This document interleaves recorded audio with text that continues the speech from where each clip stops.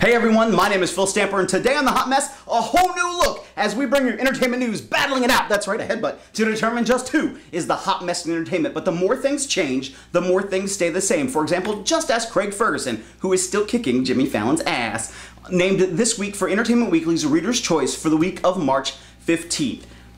Congratulations, Craig. You're completely awesome. You 100% deserve it. That's absolutely amazing. I love Craig Ferguson. Anyway, in our first battle, it's art imitating life, imitating art, or yeah, something like that, as Trent Reznor slams Chris Cornell on Twitter, writing, "You know that feeling you get when somebody embarrasses themselves so badly you feel uncomfortable? Heard Chris Cornell's album, Jesus," to which Chris Cornell responded, "What do you think, Jesus?" with Twitter. "Let he who is without sin cast the first stone, or has anyone seen Judas? He was here a minute ago." Chris Cornell thinks fans will come around to the concept of his album. Meanwhile, Trent Reznor just kind of, unprovokingly making statements against Chris Cornell. So who would be the hot mess in this encounter? It's got to be Chris Cornell. Let's face it, he has not had a good song since he did the theme song for James Bond Casino Royale. And I think I was the only one who even liked that song. And Entertainment Weekly rated his last album at only 2 stars. Sorry, Chris. Meanwhile, in film news, it's the Battle of the Rock versus Goku. That's right. It's the Race to Witch Mountain up against Dragonball Evolution. I know you're saying, like, wait a minute, Dragonball Evolution doesn't come here to the United States for another month, but both debuted this past weekend. Dragonball Evolution was released in the Asia markets and was one of Fox's top grossing opening weekends ever for one of their films. Meanwhile, The Rock is #1 here in the United States, as The Race to Witch Mountain is #1 in the domestic box office, bringing in $24.4 million compared to Dragon Ball's $10.1 million. Now, right away you would say, well, so who would be the hot mess in this encounter? Let me back up for a second. Who would be the hot mess? It has to be The Race to Witch Mountain,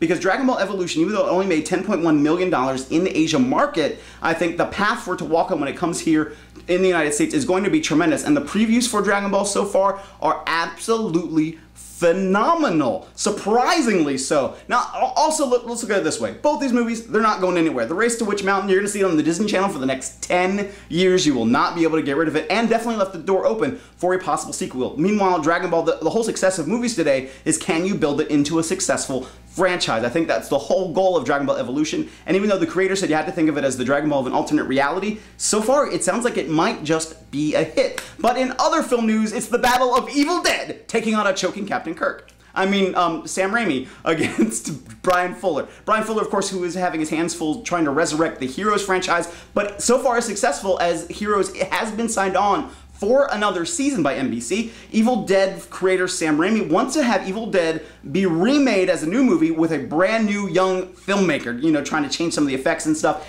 and wants to have Bruce Campbell's son on for an Evil Dead 4. So who would be the hot mess in this encounter? It's going to be Evil Dead as the hot, big, Evil Dead, evil, hot mess. Yes. Let's face it, part of Evil Dead's original charm was the whole fact that, the cheesy effects and the way it was filmed and shot.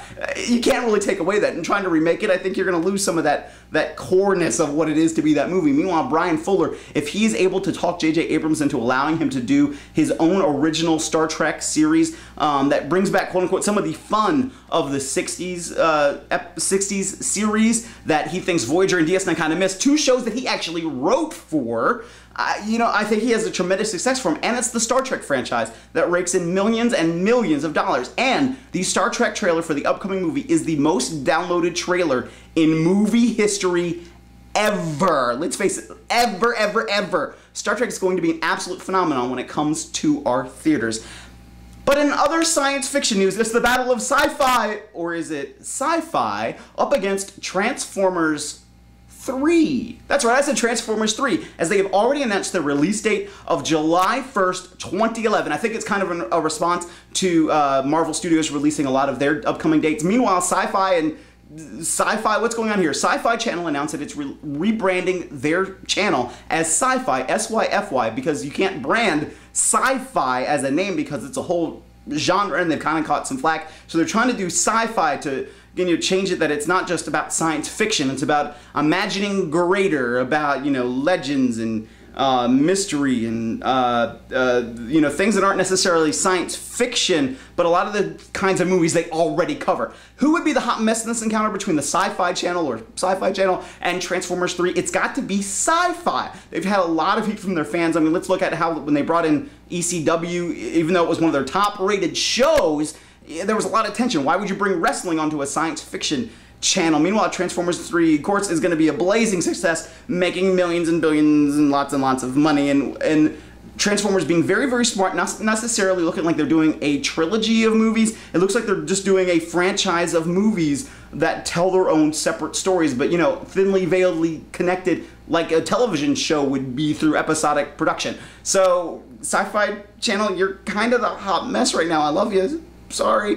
But in other film news, it's the battle of MacGyver versus Stretch Armstrong, as both movies are attempted to be remade. I am not making this up. Who would walk away the hot mess in this one? And you have to really think about this, because who needs to think about it? It's got to be Stretch Armstrong. So far, and I have to use my cheat sheet, and I apologize. Stretch Armstrong is being written by Stephen Ordekirk, who was also writing the sequel to Kung Pao, Enter the Fist. Meanwhile, New Line's Richard Brenner stated, we think we're a stick of chewing gum, a paperclip, and an A-list writer away from having a global franchise in MacGyver, and I completely agree. But in other news about Stretch Armstrong, which is being made by Universal, Monopoly is being made into a movie, possibly directed by Ridley Scott. Candyland is being made into a movie, and Ouija is being looked at being made by Michael Bay's team. Unbelievable. Now the Stretch, go back, sorry, we'll go back to that in a second. It's just the Stretch Armstrong story brought to me by Tim Yite. You need to make sure you check out his YouTube videos, especially the Emo World Tour. Also, vote for Samuel Brisson in the Doritos Guru contest. I'll put the links over there. You need to check it out. Absolutely amazing. I'm so sorry it took me so long to get this up there. There's only 2 days left in the voting. Make sure you vote for it. It is awesome. Thank you.